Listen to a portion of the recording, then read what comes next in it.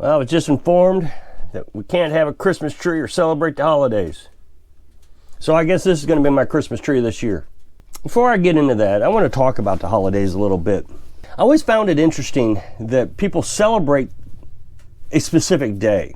They celebrate the birth of Jesus, or they celebrate coming of the pilgrims. They celebrate a day of love. That you have to have a day to celebrate. As you know, Carolyn and I have been living off grid for about 3 years, and I've never been happier. Trust me, I'm getting to a point. This is all going to come together at the end. We were working, and I know I've said this before, but it's very important. We were working 16 hours a day, roughly, on average. And sometimes we were working 7 days a week. Very stressful job. More stress than I could handle. After I got done paying child support and I got all my debt paid off, Carolyn and I decided to hit the road as nomads. And we bought a pop-up camper, rebuilt it, painted it, made it pretty, and traveled the country. We started out on the East Coast, up there in the Virginia mountains, West Virginia with Virginia mountains. You could kind of feel the stress peeling away, but it took the longest time for me to completely relax. I don't even know if I ever did relax while I was traveling. And then we went down into Florida. My dad was down in Florida, so it was kind of nice. We spent the winter there. In the Apalachicola National Forest, I think it's called, you could stay there throughout the winter because it was deer season, so you could stay in one spot the whole season. And Dad would come up on his motorcycle on Saturday and visit with me for a while. And I think once a week we would travel down to his area, we'd visit with him. And it was pretty nice. And then somebody burned down our pop-up camper. And that was pretty devastating. And those stressful feelings started to come back again. Well, we built a truck camper. I've showed you the truck camper. It's down there. We use it as a shed now. Put it on the back truck, and we continued our travels for, I think, another 2 years. And we got to do what I always wanted to do, which was go to Arizona. I wanted to camp in the desert. So we got to camp right off the cliff of the Grand Canyon in the National Forest, not the National Park. So it was free, out there in the wilderness. And then we went up to Utah and stayed in the desert. That was beautiful. It was hot, but it was beautiful. And then went back down to Texas. And while we were in Arizona, we decided that we were going to give up the lifestyle. It was just too much stress. The whole point of traveling was to get rid of the stress. And at the time, there was a lot of YouTube channels out there promoting the nomadic lifestyle. So there were a lot of people coming out. They were doing what I was trying to preserve. I was trying to preserve the national forest. I was trying to keep it clean, and I'd walk around and pick up all the trash. Well, you get these people coming out there and they were homeless, and they hear this guy talk about on YouTube. Anybody follow Nomadic channel knows what I'm talking about. He looks like Santa Claus, actually. And he would tell everybody, come on out here, it's free living, you're gonna love it, you're gonna save all kinds of money. Well, people just come out there and throw their trash and defecate all over the ground. It was terrible. And we were always afraid that somebody was going to harm us again like they did with Pop-Up Camper. I mean, we couldn't even go for a little walk in the National Forest because we were just afraid that somebody would burn down our camper again. And this time, it would have been the truck also, not just the camper. So we would have lost everything. Stuck out there in the National Forest. I mean, imagine that, stuck out there in the National Forest and no vehicle and no place to sleep. No way of getting a hold of anybody because your phone would have been too far away from a cell signal. So while we were in Arizona, we decided that we were going to find a piece of property and build a little tiny house, live off-grid. Because we liked the off-grid aspect of the nomadic life, we just didn't like the people. We didn't like having to move all the time. So Carolyn immediately, this was in August, she immediately started looking for property. She found a piece. We were down in Texas, but she found a piece. And so we came back to Missouri in January. We looked at that piece, that didn't work out, and she found this piece, and so we bought it. It was $4,200. We stayed at Mom's house for the rest of January in the camper.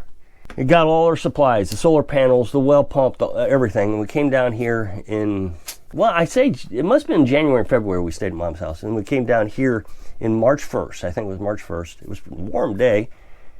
We got the camper off the truck, and we stayed in the camper for, 9 months while we were building the tiny house. Got the well running. And ever since then, there has been no stress. And I've tried to express this many times, and I don't think people really understand. I mean, just the other day, I told folks that this is the easiest life I've ever had. Working 16 hours a day or feeding the chickens.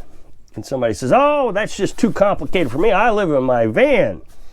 And that's the easiest life. I just go to the grocery store, get my groceries for lunch, and then I go and get it for supper. I'm thinking, well, how do you make your money? My chickens are my money. If you still have to work, this life right here is a really good alternative to working for an employer. Lots of hours. As the holidays start to roll around, people start to ask me, how are you going to celebrate Christmas? How are you going to celebrate Thanksgiving? Somebody asked me, how are you going to cook your turkey? We canned it. And I'm telling you, it was really good. Carolyn dumped this out into a plate. She heated it up over the stove here. She handed it to me, and I didn't even season mine. She seasoned hers. I just ate it with my fingers like I do turkey for Thanksgiving. That would imply we celebrated. Now, we didn't actually buy turkey for Thanksgiving. Thanksgiving came and went. I probably didn't even remember the day it happened. It was any other day for me. We bought the turkey after Thanksgiving, canned it up 6 days after we bought it, and then ate it the day after that one jar. So of course we got a bunch of turkey left over now, so we'll have it regularly. But why did I need a special day to be thankful for what I have? I'm thankful every day. Every day I'm thankful that Carolyn's with me, that I'm healthy. Now we have a cat. She's wanting to get in the camera here. She's trying to figure out how to do it without too much attention. Now we got the cat. I'm really happy about the cat. I mean, the cat brings Carolyn a lot of joy. And so then we have Christmas. People celebrate the Christmas to celebrate Jesus' birth, which is not even his birthday. Pick one day to celebrate his birthday. One day. Can't we celebrate his life and death every day? Can't we pray to him every day? Then we commercialize Christmas, and now we got to spend money. And so we're supposed to be, in my mind, relaxing. Holidays, let's relax, let's enjoy, let's celebrate. But no, we got to go out and spend hundreds, if not thousands of dollars on Christmas presents. Carolyn and I gave each other our Christmas presents 3 years ago when we bought this property. We built this tiny house. And now I have my Christmas tree. I know when I was married to my ex-wife, she was big in the holidays. Every holiday had to be celebrated, every one of them, like anniversaries and birthdays. And I'm terrible with these things. I know that people are going to criticize me, but I ended up having to get a tattoo of our anniversary date because I would never remember our anniversary. Oh, and women are going to think that's crazy, that's terrible. And I guess it is, but it was the only way I could remember. Well, the problem is I'm on a business trip. My ex-wife, my wife at the time, calls me and says, what's today? And I said, Thursday. What are you doing? Well, you know I'm at work. What do you think I'm doing? Just kept quizzing me like I was supposed to remember something. And I never did remember. I didn't remember until I got back into the hotel room and I saw the tattoo in the mirror and I thought, oh my goodness, it's our anniversary. And so now I'm in trouble. So it's not like I can say, oh, hi, hon, happy anniversary, and it be a good thing. Instead, I'm in trouble. Why didn't you remember this morning? Don't you love me? So now, a day that I'm supposed to be celebrating has turned into complete fear for me. And it's every day like that. Birthdays. I'm terrible with remembering birthdays. But there is an expectation that you have to remember. Carolyn and I don't celebrate birthdays. We used to. We used to go to Red Lobster for our birthdays, but we don't anymore. And the thing is, you didn't have to do it on your birthday. You could do it on your birth week or your birth month, and that would have been fine too. But we've never celebrated. We only went to Red Lobster because we liked Red Lobster. And it was just let's go and have Red Lobster for our birthdays. It wasn't like I was buying her a present. She already knew what she was getting. I knew what I was getting. We were getting Red Lobster. But we don't even do that anymore because we celebrate each other every day. We're happy with each other. Valentine's Day, you go out and buy a cart and candies and you make companies rich spending all this money. You give it to your wife. She eats the candy. Now she's mad that you made me eat all that sugar. I'm going to get fat. And the flowers aren't right or the card's not right. And that's only if you remembered. If you didn't remember, oh. So now you're in trouble. You're always in trouble because you tried to do something and you didn't do it right. I didn't show enough love. Whereas Carolyn and I, we just celebrate our happiness together, our love for each other every day. As I've known Carolyn, we've been together, I think 8 years. And it doesn't matter. She's sitting right here and she doesn't care. Could be 10 years, could be 5 years, doesn't matter. It's just not that important. Today is important. Yesterday was important. Tomorrow's important. But all that other stuff, not important. Then every other day of the year, you're arguing, you're fighting, you're bickering, but you celebrated Valentine's Day. It's all made up. All this stuff is made up. The holidays are made up. It's made up by capitalists, and I have no problems with capitalism. I think it's a great solution to a problem that has plagued the human race forever. People are able to go out and earn money based on their time, and time is valuable to that person, so this is how much I'm worth for my time.